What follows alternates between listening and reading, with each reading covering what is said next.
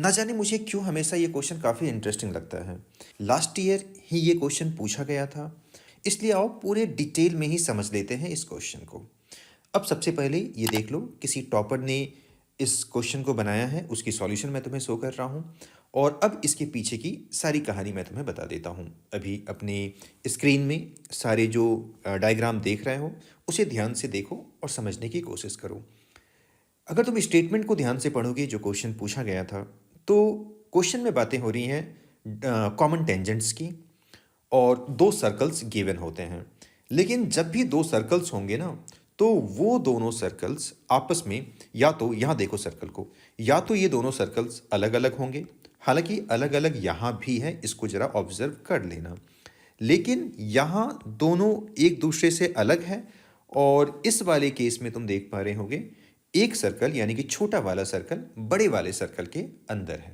Okay, अब इस वाले केस को देखो जिसको मैं अभी इंडिकेट कर रहा हूं।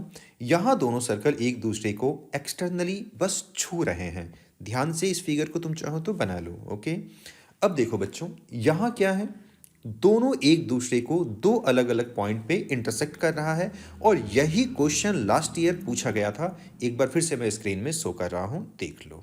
ठीक है, अब देखो आगे इस वाले केस को अगर तुम देखोगे तो यहां क्या बताया जा रहा है कि दोनों सर्कल एक दूसरे को टच तो कर रहा है, लेकिन वो इंटरनली अंदर से छू रहा है एक दूसरे को। और यहाँ जो है इसको जरा देखना, इन दोनों केस को कंपेयर करना पड़ेगा। ठीक है, यहाँ बाहर से एक दूसरे को छू रहा है और यहाँ अंदर से एक दूसरे को छू रहा है।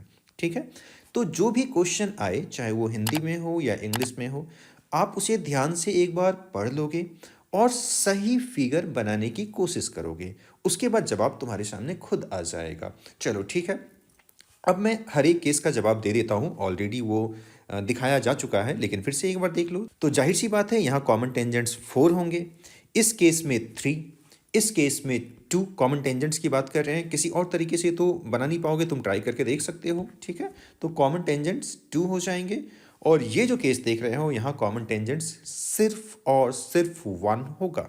ठीक है, और अगर इस केस की बात करूं तो यहाँ एक भी कॉमन टेंजेंट नहीं बनाए जा सकते हैं, तो इस केस में आंसर 0 हो जाएगा। तो है ना मज़ेदार क्वेश्चन।